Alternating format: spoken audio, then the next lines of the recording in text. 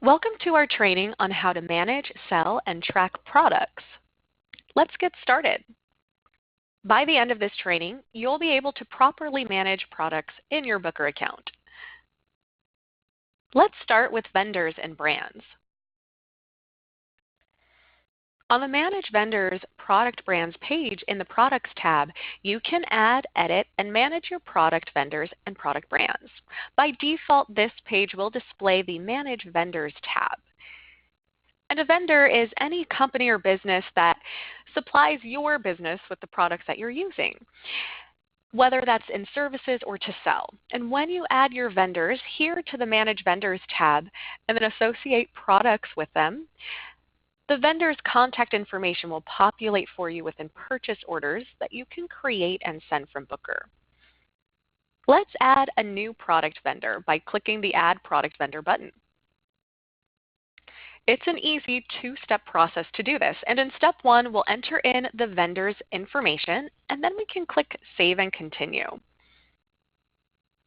In step 2, we'll enter in the point of contact that we work with at the vendor. And we can click Save and Continue, New Vendor to finish this up. And we can always edit each section here at any point in time by clicking on the pencil icons. And back on the Main Vendor tab, we see the new vendor here. From the Actions column on the right, we have the option to edit a vendor if the point of contact changes, for example, or we can delete the vendor if we stop working with them. Next, we can check out the Manage Product Brands tab. And a product brand is the brand name or the label on your retail or professional products. And these can be well known: Aveda, Pureology, Dermalogica. You might even have your own branded line. When we want to manage our product brands, this is where we'll go. And from here, we can add, remove, or rename any product brands. There are 2 ways to add a new product brand into your Booker account, and one way is here in this tab. We can enter in the name of the brand in this field here and click Add Product Brand.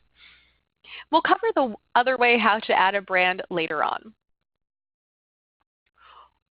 Once I click on Add Product Brand, we'll then see the brand I just added shows up here. And we have the option to remove or rename this at any time. Next up, adding a new product. If you just signed up with Booker, you can have your products uploaded into your account. After that, however, we'll be adding new products manually, following the steps we're about to go over. We can come into the product setup after it's created to make any changes that we need. We'll go to the Products tab and then into the New Product page. And in step 1, we'll enter in the basic info, and any required fields have red asterisks. First, we'll enter in a name for the product. I'm adding in a rose ointment. Next, we'll select the category from the drop-down. We can't add or change any of these categories and just need to choose the best fit for the product. And I'm selecting body care for this one. Then we'll select a subcategory that best fits from the drop-down. And subcategories will be different for every category you select. And we can't add or change any of these either, so we'll choose what fits best. And I'm selecting moisturizer for this particular product. While the product brand isn't required, we highly recommend to enter one in just to make it easy for you to take inventory and manage this product. In the product brand dropdown, we will find any brands we have already created in the system, along with the option to add a new brand, making this the second way we can add a product brand into Booker. You would just enter in the new brand name in that field that appears when you select New Product Brand from here. I'm going to select an existing brand though. The description, the ingredients, and the other fields here, they're optional and for internal use only. And you may find value in entering in a description and ingredients. For example, if a customer calls in wanting to know those and you don't have that product in stock currently. This sales tax field will only display if your tax type settings in system settings are set to flexible or set to true, like you can see here. It just means that we can create an individual tax rate for each product. And the number that we will see in that sales tax field in the product by default, that's the local tax rate that was entered in system settings. And we'll click Continue to move on. Next, we're moving on to step 2, and this is where we're adding the product to the inventory. Step 1 is the overall description, but the settings that we enter here in the inventory tab affect how the product interacts with other areas of Booker, such as the point of sale, services, commission, and purchase orders. Again, required fields have red asterisks. The SKU and barcode numbers are automatically generated by the system, but we can manually change these. And if we plan to use the barcode scanner to sell our products, we will want to change the SKU and barcode numbers here so that it matches the same number that's printed on your retail products. We can select a vendor from the dropdown so long as the vendor's already been added to the Manage Vendors page. Selecting a vendor ties the product's inventory to purchase orders. Next, we'll enter a product size or volume. And this is only required if you want to track the use of products within services, or if you just want to make sure everything about the product is entered correctly here in Booker. If you have different colors of the same item, for example, the same headband that you sell in blue and in green, entering in a color here may be helpful for the business. And then we have a couple of options we can check off or enable.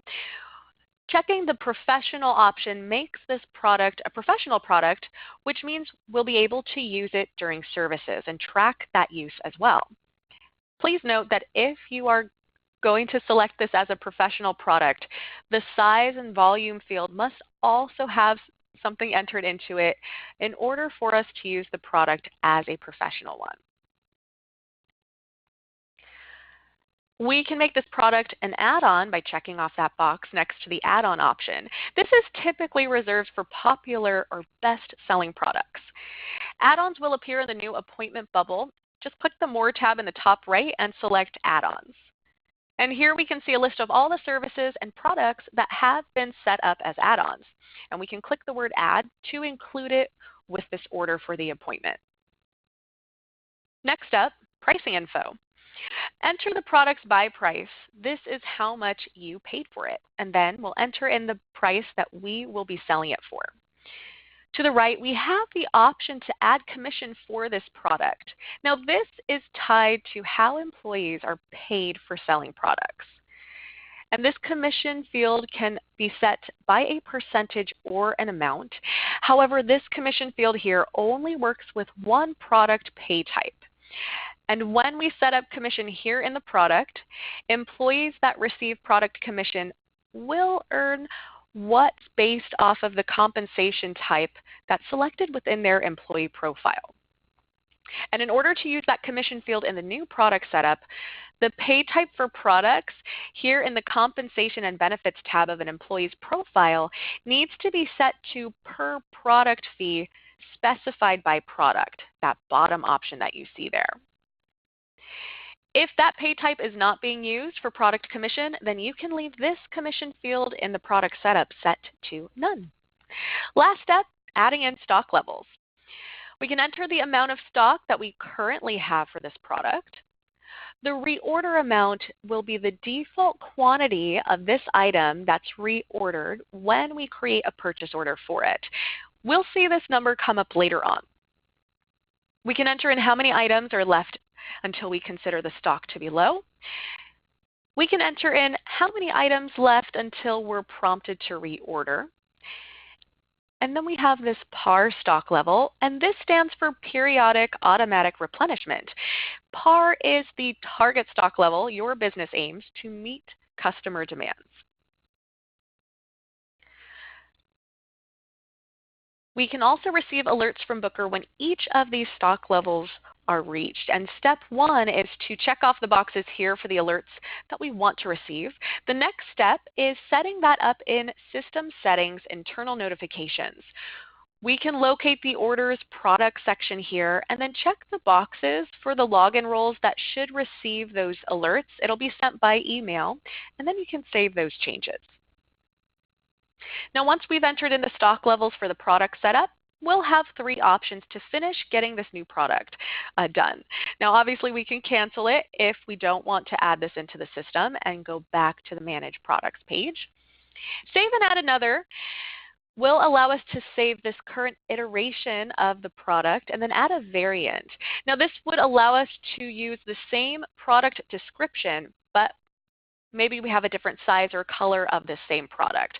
So maybe I also have a 4-ounce bottle of this rose ointment that I want to house under this overall product description.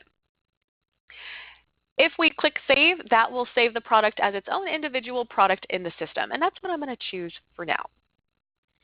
Now the product is in the system. All right, now on to managing products. On the Manage Products page in the Products tab, you can search, view, and manage your inventory of retail and professional products.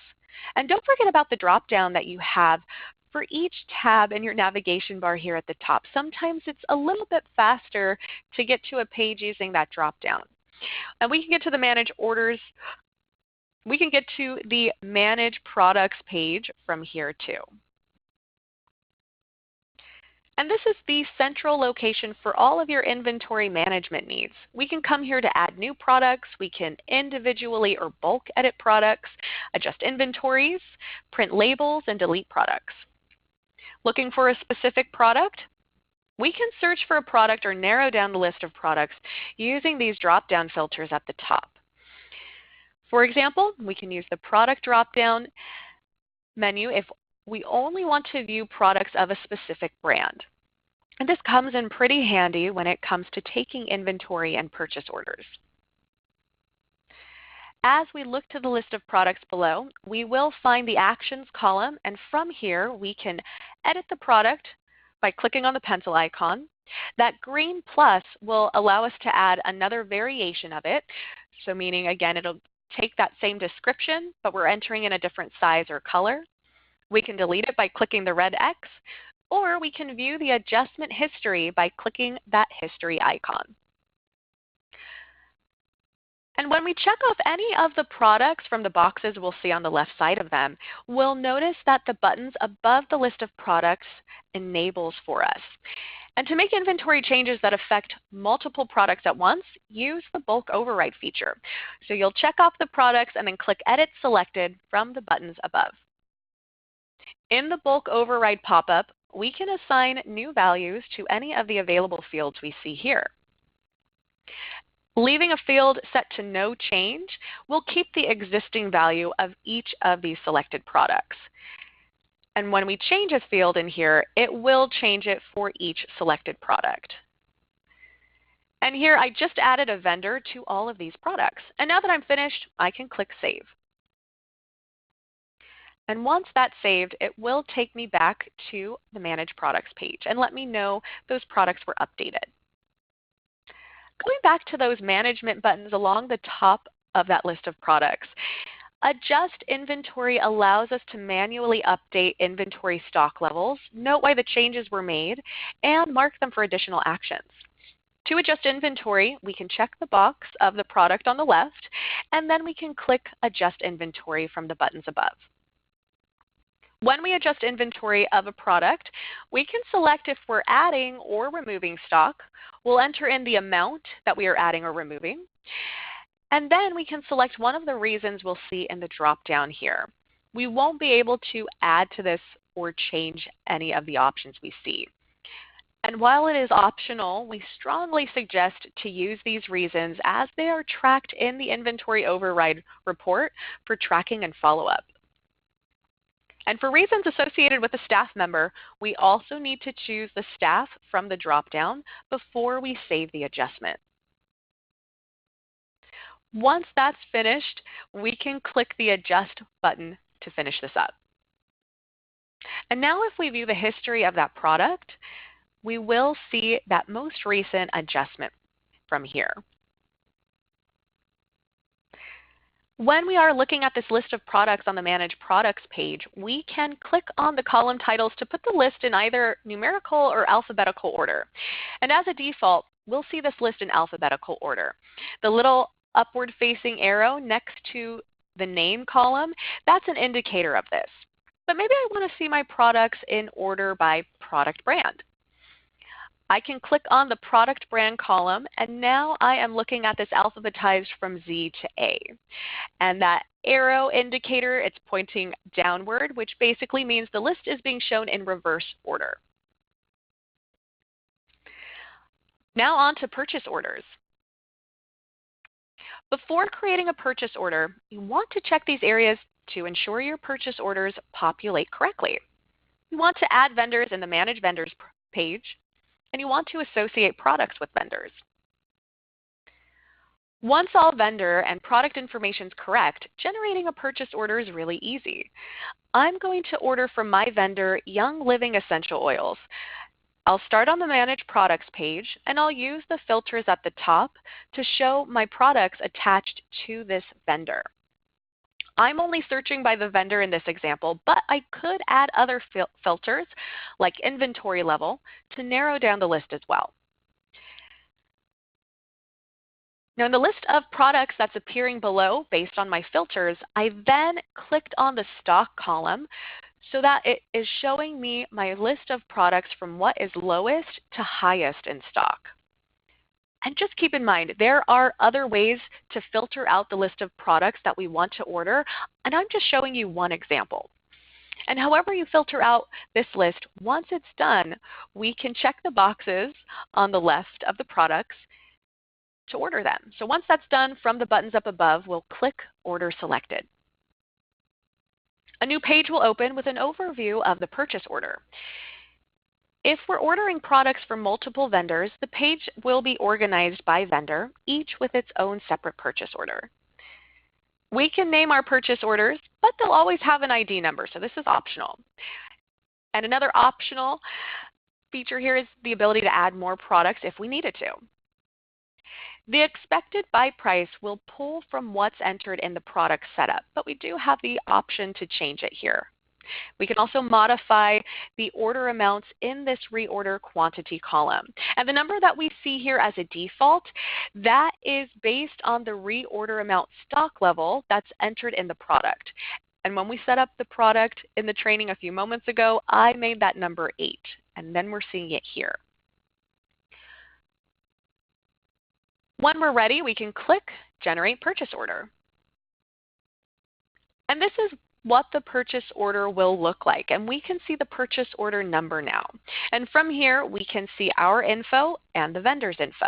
And if we need to, we can edit the ship to and vendor info.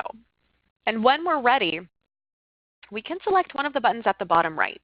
Now we're not ready to receive it yet, so we won't click on Receive PO. But we can print out the purchase order for our records, or we can email it to the vendor. And when we email it to the vendor, we will be able to double check on the email for our point of contact at the vendor, and we can change it within each purchase order that we send out if we need to. And then we'll just click Send to finish. Booker will let us know the purchase order was emailed. And the vendor receives the email, and it will look just like you're seeing here right now. So what happens next? What about shipping and payment? So what happens after we email it? Payment for the order, shipping details, and anything else, that's all handled outside of Booker between you and your vendor. The main benefit of entering in your purchase orders into Booker is to make receiving the purchase order a much more seamless experience for you and a lot easier. Okay, I received the order. Now what? And once we receive the shipment and we're ready to process it, then we'll want to go back into the Products tab. And we can come into our Manage Purchase Orders page that's here in the Products tab. And this page will contain a record of every purchase order created in Booker. We have a set of filters here at the top of the page to find specific purchase orders. And if we want to find a purchase order for a specific item and we're using the barcode scanner, you can use that scan product field for a faster lookup. When we're looking at our list of purchase orders below, we can see the actions column on the right. And from here, we're going to be able to view a received or avoided PO, purchase order. If the purchase order has an open status, we would be able to receive it, we can edit that, or we can void it. And we're going to click on the purple arrow to receive this. We want to make sure we examine our order and make sure everything's there. And if there are any discrepancies between what we ordered and what was received, we can manually update the quantity fields here. If some products are missing from the order, you can generate a back order to request those missing products. If the quantities and buy prices match what was in the purchase order, we can check that box next to quantity received and then click Submit and Update Inventory. We'll get a pop-up and can click Update Inventory. The system will ask us if we want to print labels at this point. I'll choose No for now. And that's it. The products have now been updated within Booker. On to taking inventory. We can use the Take Inventory page in the Products tab to conduct a physical inventory count and align the available stock with what's recorded in Booker. Now, there are other ways to update stock levels, and one of them may be a better option for your business needs. And if you're only making a few adjustments to inventory, you may want to use the Adjust Inventory feature instead. Now here on this page, we are going to enter inventory manually to start. That wireless barcode scanner option you see at the top, that scanner, it is different than the scanner you can use to sell products in Booker. This wireless one's been discontinued for many years, and everyone's entering inventory manually, which has always been our most popular option. When we click on Enter Inventory Manually, a page will open with an inventory list, and we see this yellow section at the top with a progress bar, letting us know how close we are to finishing inventory. Now we have the same set of filters that we see in the Manage Products page, so we can narrow down the list of products that we're taking inventory for.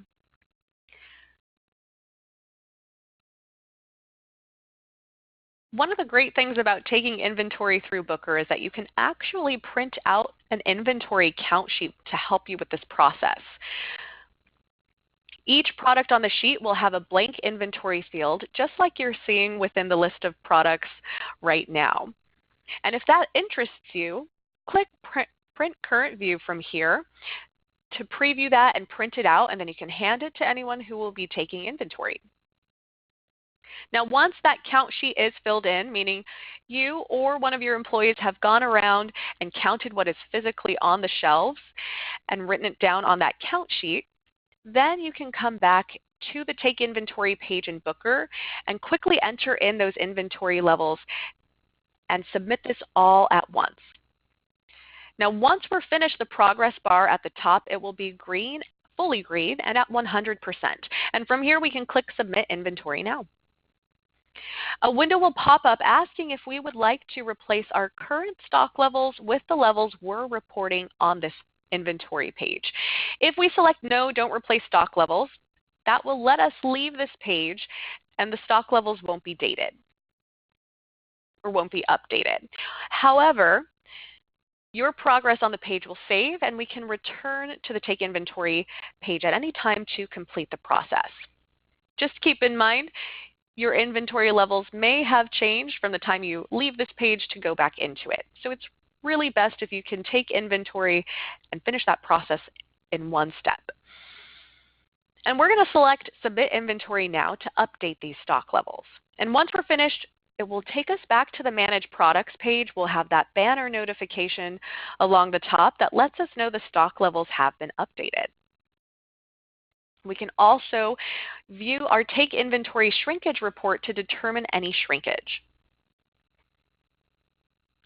And that leads us into how we are able to track products into the system with reports. And tracking products can easily be done in the Reports tab. And the Inventory section is dedicated to products. And we're going to look at the Take Inventory Shrinkage Report, since we were just referenced to that a moment ago. And this report allows us to track the increase and decrease of inventory when we use the Take Inventory portion of the Products tab. And this report also shows you the monetary value of the difference in items counted. And just so you know, in order for data to appear in this report, we have to take inventory through that page in the Products tab. For inventory tracking reports that are based off manual overrides and sales items, we want to use the Inventory Override report. And running this report for different date ranges will include inventory taken for any date within the range we view from here. So just keep that in mind as well. And here, when we're looking at this report, it gives us a high-level view of the number of products counted versus uncounted and the total shrinkage cost. Now, I can click on the number of products counted. Anytime I see blue writing in a report just means we can click on it to drill down and see more details. And here we want to really pay attention to the last 3 columns on the right. That inventory counted column, that is the number of products counted during the inventory check. So meaning that is the number of products you or your staff counted. Now by default, this should match the system inventory column,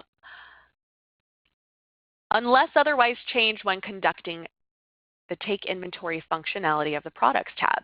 And the cells in the inventory counted column that are different from the system inventory column, they will appear in that blue color, those cells. So you have a very easy visual of any discrepancies between what you counted and what the system had. Now that cost of shrinkage column lets you know the loss or gain resulting from those stock levels that don't match. And essentially this is going to be the inventory counted number minus the system inventory number multiplied by the product's buy price. Loss is listed in red, gains would be in black. Next, we're going to check out the Inventory Override report. This report's used to track all inventory adjustments at a location. Changes to stock levels made by a manual override, a retail sale, refund, a purchase order, or professional product usage will appear in this report. Now, if you have any products with unlimited stock levels, just know they won't show up in this report. And you can see here in the override reason, that lets you know whether it was someone adding a new product, like that first one there, whether it was from taking inventory or a purchase order. Order paid just means we sold it in an order. Now we're going to check out the Inventory Valuation report. This is used to audit the monetary value of your current product stock levels, and businesses use this report whenever they need to view a list of their current inventory.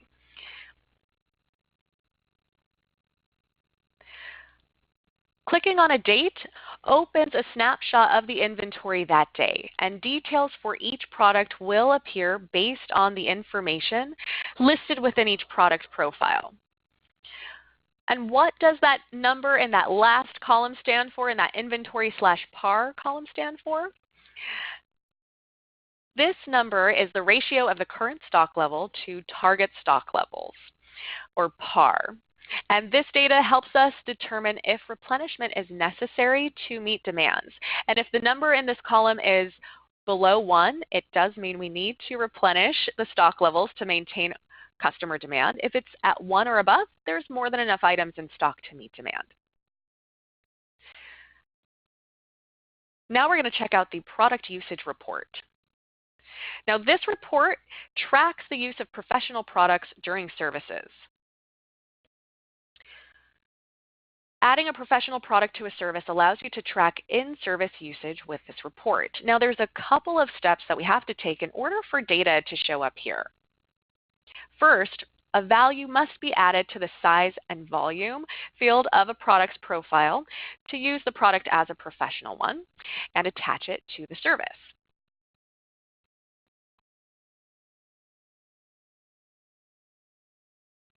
We also need to make sure that it's checked off as a professional product as well. And once that's done, then we can go into our services and system settings. We'll review the service we want to attach products to. And once we're in the service setup, we can click Edit from the top right corner to set this up. And then here is where we finish adding professional products to services. We can click Add Product to see the products used in the service and select them. Once the products are added, you will see them as we are seeing on the page here. And one last step that's really important is entering in the size and volume per service field. You want to enter in the amount of the product that is used per service. This field will default to the full size or volume of that product that was entered in its profile. So you want to make sure if you don't use a full unit per service, just that you enter a smaller amount. For example, I have this facial here, and my toner that I use in it is a 6-ounce bottle, but I don't use that full 6 ounces in one service. So I have updated the amount that I actually use in there. And once that's all been set up correctly, the system will track it automatically for us, and we will see data populate in the product usage report. Now we're going to move into the sales section of reports and look at the product sales report. This one will allow you to quickly view your location's product sales by brands, category, and in total in order to easily obtain sales and information for your business. We can use this to view details about product categories and brands and track all sales. And sales numbers are calculated based on the order close date in this report.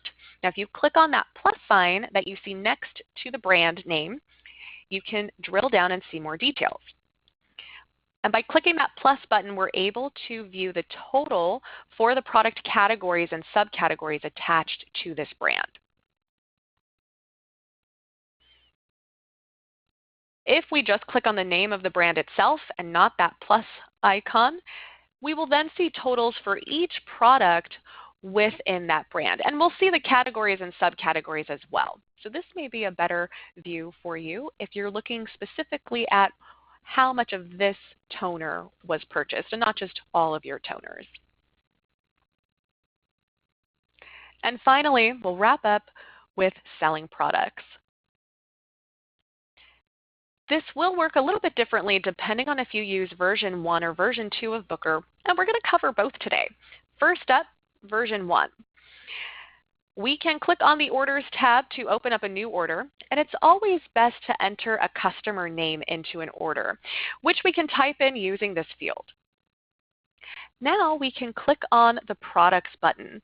If there's already items in the order, maybe we're checking out a client from an appointment, for example, we would need to click Add to Order to get those buttons to appear. Once we get into the products, we will see a list of all of those. And there's a few ways I can add a product to the order. One way is just by clicking on the product from the list here. Another option is using this field at the top. We can also type in the name of the product, and then from the product results that are appearing below, we can click on it from there. Or also using this field, anybody using that barcode scanner, you can scan products into the order that way. Once a product's selected or scanned, it's added to the order and we're brought back to the main order page. If employees should be receiving commission for selling products, it's important to pay attention to the product now that it's in the order. When we only see the product like we are right now, no one is receiving commission. And if an employee should, let's click on the item. And here we're able to make a couple of changes to the product. To make sure the employees receive commission for the products they sell, we need to change the commission to drop down. We can use this drop down and select the employee that sold this. We can also override the price if our login allows for it, or we can remove the product from the order. And we can click Save to move on. Now we can see an employee is getting commission. And anytime commission is assigned to a service or a product, we will see it as we do here. We can click Proceed to Payment. Finish taking payment, and then we'll close the order. Next up, we're going to cover how to do this in version 1. I've already added my customer to this order, so I can just add products. And there's also a few ways to do this for our V1 users. One option is using the scan field for those of us using the barcode scanner. Another option is clicking on the words Add Items next to the scan field. That drops down the item menu, showing us our products as a default, and we can filter out products using these fields. We can also change the quantity of a product and then click Add to Order. And once we do that, we will see the product in the order. Another way we can add products in V1 is using the Quick Add list on the left and clicking the product from here. Any product or service that we checked off as an add-on will show up in this Quick Add list here, in addition to the new appointment bubble like we saw earlier. And just like in V2, we want to pay attention to whether or not employees are getting paid commission for these products. And we can click on a product to edit that.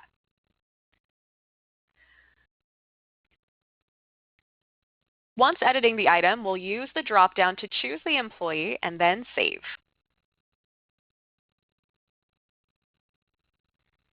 Now my employee will get paid for selling this. And once we're ready, we can scroll down to the payment menu to take payment. We'll close the order from there.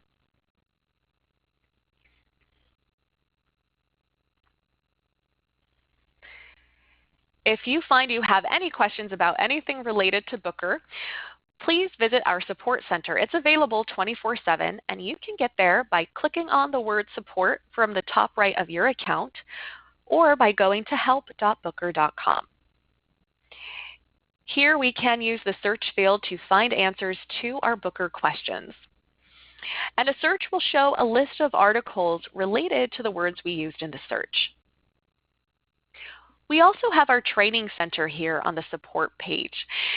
The New to Booker section is a collection of articles for our new users to get familiar with the basics. We do have training videos that can be watched on demand, and we have live virtual trainings that you can register for directly on the support center. These live virtual trainings are offered Mondays through Fridays and are free and unlimited for you and your staff to take.